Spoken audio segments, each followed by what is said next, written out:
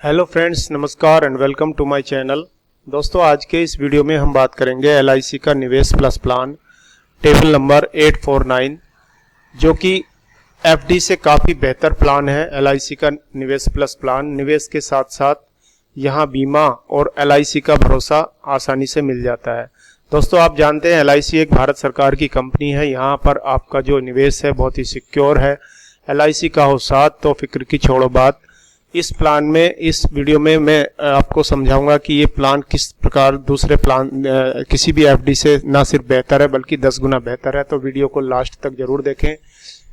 Plan की NAV internet पर मैं चेक करके भी बताऊंगा और उसके अनुसार आपका फंड किस प्रकार से ग्रोथ होगा, ये सब पूरा डेटा इसमें बताऊंगा। कृपया वीडियो को लास्ट तक जरूर देखें। तो इसके लिए सबसे पहले हम इसका एक पीडीएफ डाउनलोड कर लेंगे, जिसमें हम गूगल में टाइप करेंगे एलआईसी निवेश प्लस प्लान पीडीएफ। ये टाइप करने के बाद जैसे ही आप सर्च करेंगे तो सबसे ऊपर ही आपके यहाँ पर एक पीडीएफ की साइट आ जाएगी। इसे ओपन कर लेंगे। इसे ओपन करने के बाद आपके सामने ये 17 पेज का एक पीडीएफ फाइल ओपन हो जाएगा, जो पूरे प्लान को प्रेजेंट करता है। अब इसमें हमें बारी बारी से सब चीज़ें देखना है कि पूरा 17 पेज तो मैं पढ़कर नहीं बता पाऊंगा, लेकिन कुछ खास चीज़ें आपको इस प्लान की ज़रूर बताऊंगा। जिसमें सबसे पहले जान लेते हैं कि ये प्लान किस प्रकार का है। ये एक यूनिट लिंक्ड प्लान है और ये पॉलिसी जो है, इसमें मार्केट रिस्क होता है। आपका जो इसमें कहा गया है कि risk investment portfolio is borne by the policy holder, यानी आप अपनी इच्छा से इस मार्केट रिस्क को बेयर करने के लिए तैयार हैं, तभी आप ये प्लान ले सकते हैं।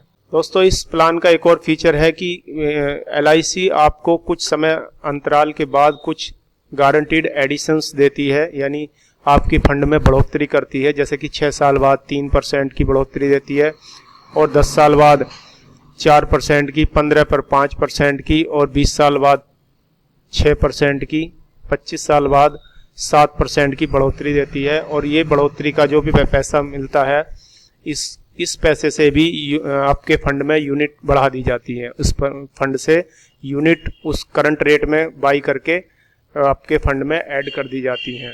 दोस्तों, इस प्लान का एक और बहुत अच्छा फीचर है कि you have an option of availing LIC's linked accidental death rider benefit.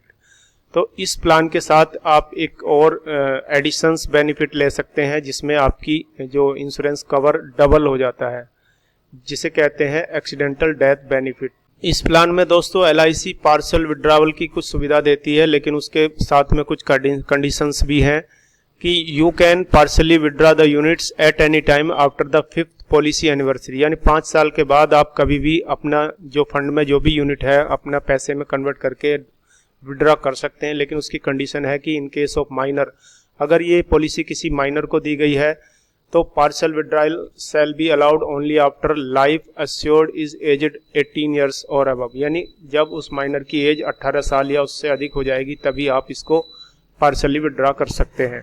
तो इसलिए पॉलिसी डॉक्यूमेंट्स को बहुत ध्यान से पढ़ना है। जो भी कंडीशंस है आप स्वयं डाउनलोड करके इसे अच्छे से पढ़ लीजिए।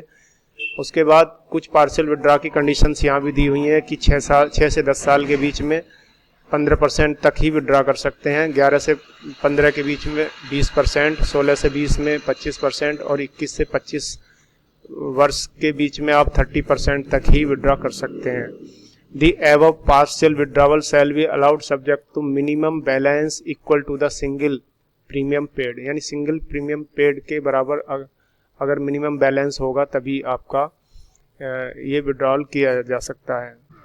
एक और फीचर्स इस प्लान का मैं ज़रूर बताना चाहूँगा कि इसमें आप अपने फंड को स्विच कर सकते हैं। अगर कुछ दिन बाद आपको लगता है 2-4 साल बाद कि हमारा फंड उस रफ्तार से, उस एक्सपेक्टेशंस के अनुसार ग्रो नहीं कर रहा है, तो आप इस फंड को एलआईसी के दूसरे फंड में स्विच कर सकते हैं।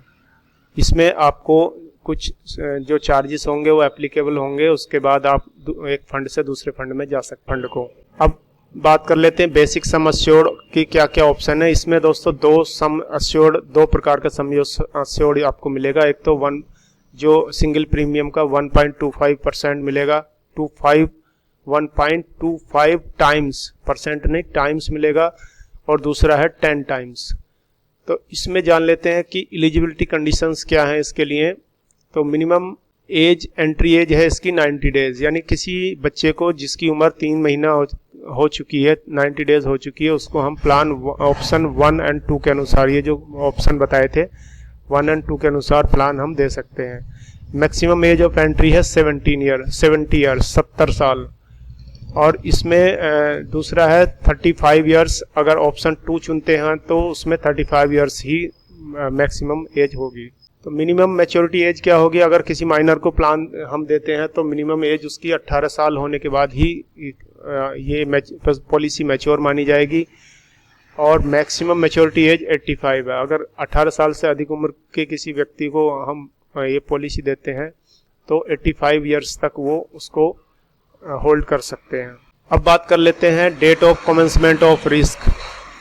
तो under this plan in case of the age of the entry of life assured is less than 8 years. इस पैरे का समरी मैं सिंपली बता देता हूं कि अगर आप किसी प्लान किसी बच्चे के लिए ले रहे हैं तो उसका जो रिस्क कवर तभी शुरू होगा जब बच्चे की एज 8 साल हो जाएगी, या दूसरी कंडीशन यह है कि पॉलिसी 2 साल पुरानी हो जाएगी। तो इसमें से जो भी पहले हो जाएगा, मान ली 7 साल का बच्चा है तो 1 साल बाद ही उसका रिस्क कवर शुरू हो जाएगा। और कोई भी बच्चा या कोई भी व्यक्ति 8 साल से अधिक उम्र का है तो पॉलिसी इफेक्ट होने के बाद ही, पॉलिसी डॉक्यूमेंट्स जारी करने के तुरंत बाद ही इसका रिस्क कवर शुरू हो जाता है। अब बात कर लेते हैं कि इन्वेस्टमेंट आपके किस किस प्रकार के फंडों में रहेगा। तो यहाँ पर 4 प्रकार के फंड बताए गए हैं। सबसे पहला फंड है बॉन्ड फंड, जिसमें आपका लो रिस्क रहता है। और लो रिस्क का मतलब होता है कि आपका जो फंड का वैल्यू है बहुत अधिक फ्लैक्चुएट नहीं होगी, यानी कि मार्केट के साथ बहुत तेजी से भागेगी भी नहीं, और मार्केट जब डाउन होगा तो बहुत तेजी से डाउन भी नहीं होगी। दूसरा है सिक्योर्ड फंड, जिसमें लो रिस्क होता है, लोअर टू मीडियम रिस्क होता है। और तीसरा फंड होता है दोस्तों बैलेंस फंड, जिसमें मीडियम रिस्क माना जाता है। और तीसरा फंड होता है ग्रोथ फंड। ग्रोथ फंड में हाई रिस्क होता है। तो जिस प्रकार से इसमें रिस्क बताया गया उसी प्रकार से इसमें ग्रोथ भी उतना हाई होता है, यानी high risk high reward, high risk high growth. तो इस प्लान को अगर लेते हैं तो मेरे विचार से ये प्लान सबसे बेहतर रहता है, जिसमें आपको हाई रिस्क तो रहता है लेकिन हाई रिवॉर्ड भी मिलता है, हाई रिटर्न भी मिलता है। दूसरा अभी बात कर लेते हैं डिसकंटिन्यूएशन ऑफ पॉलिसी। तो अगर आपकी पॉलिसी किसी भी कारण से डिसकंटिन्यू हो जाती है, यानी कि आप प्रीमियम डिसकंटिन्यू कर देते हैं पे करना, तो आपका गवर्नमेंट सिक्योरिटीज में 62 100% और मनी मार्केटिंग में 0 to 40% पैसा इन्वेस्ट कर दिया जाएगा। अब बात कर लेते हैं दोस्तों पॉलिसी सरेंडर की कंडीशंस पर। अगर आप 5 साल या उससे पहले लॉक इन पीरियड में पॉलिसी को सरेंडर करते हैं तो आपको कुछ डिसकंटिन्यूएशन चार्जेस देने पड़ते हैं। फिलहाल आपकी पॉलिसी सरेंडर कर दी जाती है, और इसमें अगर आप 5 साल लॉक इन पीरियड के बाद अगर पॉलिसी को सरेंडर करते हैं तो आपको no discontinuation charge under this policy, यानी कोई डिसकंटिन्यूएशन चार्ज नहीं दिया जाएगा, और आपके फंड वैल्यू एनएवी के अनुसार जो भी होगी आपको हैंडओवर कर दी जाएगी। और दोस्तों ये बात मैं पहले ही बता चुका हूं कि LIC निवेश प्लस प्लान एक यूनिट लिंक्ड प्लान है, लाइफ इंश्योरेंस प्रोडक्ट है, which is different from traditional insurance product. यानी जो पहले पुराने प्लान होते थे उनसे ये पूरी तरह से डिफरेंट प्रोडक्ट है, डिफरेंट प्लान है। इसमें रिटर्न्स भी बहुत अच्छे मिलते हैं, लेकिन मार्केट पर निर्भर रहना पड़ता है, यानी मार्केट के फ्लक्चुएशन के अनुसार आपके रिटर्न कम या ज़्यादा भी हो सकते हैं। इस प्लान के साथ कंपनी आपको एक फ्री लुक पीरियड देती है जो 15 दिन का होता है, यानी पॉलिसी लेने के बाद 15 दिन के अंदर आपको लगता है कि मुझे ये प्लान पसंद नहीं है, किसी भी कारण से आप अगर पॉलिसी को नहीं लेना चाहते हैं तो आप इस पैसे को विड्रॉ कर सकते हैं। यह टाइम ड्यूरेशन 30 दिन हो जाता है अगर ये पॉलिसी आपने ऑनलाइन ली है, यानी अगर आप ऑनलाइन पॉलिसी बाई कर रहे हैं तो आपको ये समय 30 दिन सोच विचारने का समय मिल जाता है कि आपको लगता है कि प्लान हमें पसंद नहीं है, अच्छा नहीं है, तो आप इसको विड्रॉ भी कर सकते हैं। बाकी इस पर लोन की कोई फैसिलिटी नहीं होती, इस पर लोन नहीं मिलता है क्योंकि इसमें लिक्विडिटी स्टार्ट हो जाती 5 साल के बाद इसमें, इसलिए इसका लोन का प्रावधान नहीं रखा है। दोस्तों इसमें एक छोटी सी लाइन LIC जो कहती है कि LIC does not authorise its agents, intermediaries, staff, officials to express their opinion on the future performance of the ULIP fund excepting the above illustration rate for 2-8% growth. इसमें दोस्तों बताया गया है कि कोई भी एजेंट, कोई भी इंटरमीडिएटरी यानी कोई भी स्टाफ और ऑफिशियल आपको फ्यूचर के परफॉर्मेंस के बारे में नहीं बता सकता। लेकिन में इस प्लान का जो एनएवी है किस रेट से ग्रो कर रही है। तो दोस्तों ये था इस प्लान का प्रेजेंटेशन, खास बातें मैंने आपको बता दी हैं। अब जानते हैं कि यह फंड प्रेजेंटली पिछले 1 या 2 साल में किस प्रकार का परफॉर्मेंस दे रहा है, यानी किस प्रकार के रिटर्न, कितने % 1 साल में या 2 साल में रिटर्न दिए हैं। इसके लिए हम चलते हैं गूगल पर और गूगल पर सर्च करेंगे हम LIC निवेश प्लस प्लान, PDF की जगह लिख देंगे NAV। तो NAV डिटेल्स जानने के लिए हम यहाँ पर क्लिक कर देंगे। इसमें आपको एक वेबसाइट ओपन होगी मनी कंट्रोल की, अभी देखते हैं। ये ओपन हो गया आपके सामने मनी कंट्रोल का वेबसाइट 2nd नंबर पे। इसे हम ओपन करेंगे तो इसमें हमें पता चलेगा कि करंटली इस फंड के जो एब्सोल्यूट रिटर्न्स हैं वो है 21.3%, जो कि आप देख सकते हैं यहाँ पर 12 सितंबर 2023 से लेकर 10 सितंबर 2024 तक ये कैलकुलेट किया गया है। जो 1 साल पहले 17 रुपये का था, NAV 17.52 का था, अब वो बढ़कर 21.2655 हो गया है, यानी 21.3% से पिछले 1 साल में इस फंड ने रिटर्न दिया है। अब इसको मैं लाइव कैलकुलेटर पर कैलकुलेट करके दिखाता हूं कि आपका फंड 1 लाख रुपए का फंड कितने समय में कितना हो सकता है, किस रिटर्न से। कृपया वीडियो को लास्ट तक जरूर देखें और अभी तक वीडियो को लाइक नहीं किया है तो कृपया लाइक करें, चैनल को सब्सक्राइब करें। तो दोस्तों इस प्लान का लाइव टेस्ट करने के लिए मैं अपने PC से कनेक्ट कर लेता हूं मोबाइल को। तब तक के लिए आप थोड़ा इंतज़ार करें।